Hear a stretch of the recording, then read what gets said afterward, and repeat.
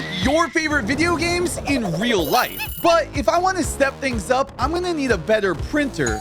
Oh, luckily, ANYCUBIC sent me their brand new Photon Mono M7 Pro. And today, we're gonna check out what this thing can do and make a statue of Ghost from Call of Duty. Sir, can we stop for McDonald's? Look at this, the styrofoam. Let's start assembling this, huh? Luckily, even somebody like me could put this thing together, and I was ready to print in no time. We've got this bad boy all set up now. So I think it's time to do a small little test print, just to make sure everything's working and that, you know, I don't waste a whole bunch of resin. But ANYCUBIC so graciously also sent us a bunch of resin. I don't even know what they sent. Let's see what we got. ANYCUBIC resin, ANYCUBIC resin, ANYCUBIC resin, and ANYCUBIC resin. I poured in some of the resin and found a preloaded test file and hit Smart Print. ANYCUBIC claims that this machine auto levels, so I didn't touch a single setting out of the box. Print just finished, so let's check out the test print here. Alrighty, look at that. It looks like it printed. Let's pull this thing off. The detail of this thing is absolutely insane. So I'm gonna take it off of this, we're gonna clean it really quick, and then we're gonna show you what it looks like all cured and all of that good stuff. All right, dunk it in the isopropyl alcohol. Wow, wow, wow. This looks amazing. Now we're gonna take these supports,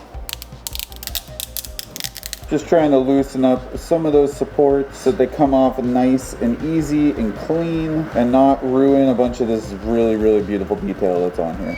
You can see there's a lot of supports that just kind of fuse to the surface, and that's just settings dialing that in, and that is exactly what this is for. But take a look at the detail. Look at that. Look at this. That is incredible. I'm gonna go ahead and cure this, but I think we are ready to move on to our real print. We're gonna go set up the file right now, and we're gonna be doing a bust of Ghost from Call of Duty. I'm really excited about this. I love Ghost. I did a Ghost mask a while ago. That turned out really cool, and so this, I think I'm gonna be able to really have a lot of fun with the paint job with this. So let's get to it. I searched the internet and found this file by Sanix 3D. I immediately knew I had to make this thing and it would be perfect for this project. So I loaded it up into the ANYCUBIC software and then sent it off to the printer. All right, so this one's gonna take about an hour, so that's really quick. Print's all done, let's check it out and let's hope it worked. Alrighty, moment of truth. And this is the part where normally something would go wrong for me, but it didn't. That looks pretty good. I gotta say, I have never had a resin printer just work off the rip like this one is. Spray it with a little isopropyl alcohol. There we go, that came off nice and easy. Look at that, that is freaking sweet. Okay, so we need to clean this off. I'm gonna start taking the supports off. Oh, those are coming off nice and clean.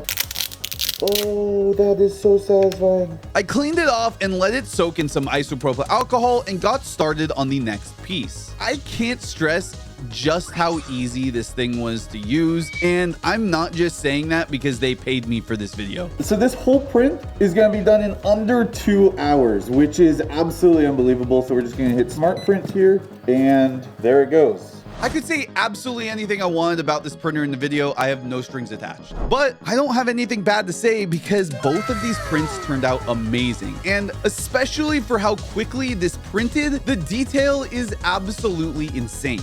That doesn't mean it's perfect though. There's two main issues here. First, there's a lot of these leftover bits from the supports, and this is really on me for not dialing in the settings. So it looks like in there, so just gonna sit in there, spin around, it's gonna shoot it with isopropyl alcohol and water, and then it's gonna cure it all. Takes about 15 minutes. And second, there's some weirdness going on with the base that I don't really know what happened. So let's fix that. I lightly sand down the areas that are the worst while I try my best to not sand down the details. Then I take the same resin that I used to print, and using a paintbrush, I apply it directly to the model. I hit that with UV light to cure it, and this helps fill in all of those little gaps. Once I'm happy with it, I spray down both parts lightly with black primer, and finally, it's time to paint. I start with the base to warm up my hands and layer on light coats of grays, browns, and greens to sell the effect of a dirty and weathered stone. It looks pretty freaking sweet.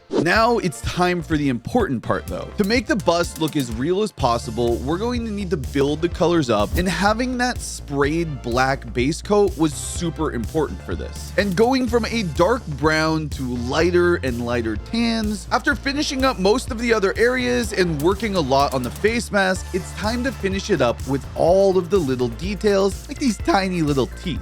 But after all of that, we're done.